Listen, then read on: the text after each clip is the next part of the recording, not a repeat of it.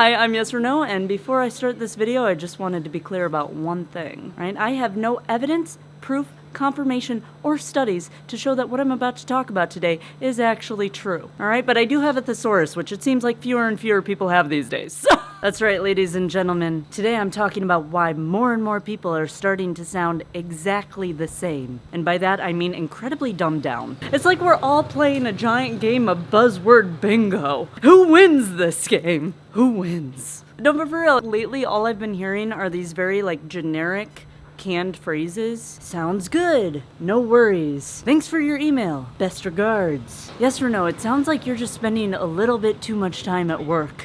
But no.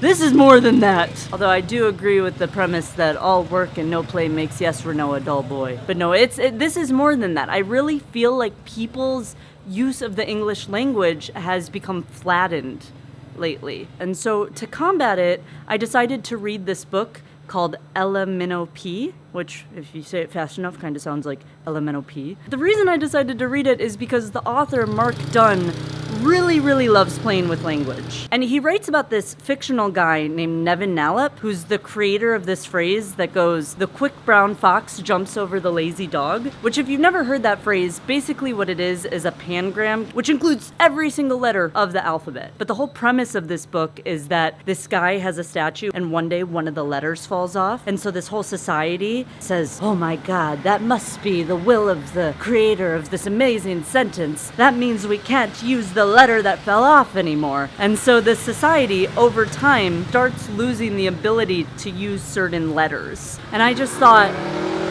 holy cow, what would that be like to have our language limited in that way, right? How hard would it be to have things taken away from us slowly like that? And then I realized that that's kind of what's already happening. We're just kind of doing that naturally. Everything's being written with AI. So all the things we're consuming are starting to sound exactly the same. I mean, I personally use AI to edit every work email I send. I personally do that because AI is able to suck the soul out of my emails and make me sound more professional. But it's also happening in our social media world too, because if people want their videos to get big, then they have to use titles that will appeal to a broad base. And if you want that to happen, well, then you have to dumb down your language. And then that's more likely to get clicks, and because that's more likely to get clicks, that's what content creators make, and so on and so forth, until it's a positive feedback loop that affects us in negative ways. Yeah. I don't know, it's like we're all hearing the same words, we're all seeing the same jokes, we're all repeating the same memes, we're all converging towards the singularity. You know what really drives that point home even more is so I'm traveling right now, right? I was just in France, then I was in Thailand, and now I'm in Malaysia, and I can see everybody starting to conform to English. Even when it comes to language and dialect, it's like we're replacing it all with just one standardized form that we can all understand, which in some ways is really good, but in some ways it takes the color out of everything, and that bugs me. It bugs me like a mosquito in July.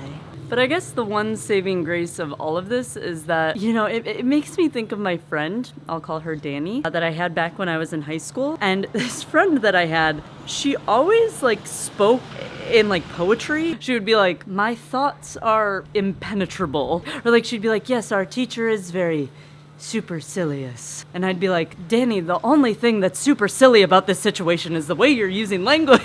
She really spoke like that. And if there's one thing that gives me hope looking at the world as our language gets dumbed down, it's knowing that somewhere in this world, Danny is out there and she is refusing to play the game of buzzword bingo.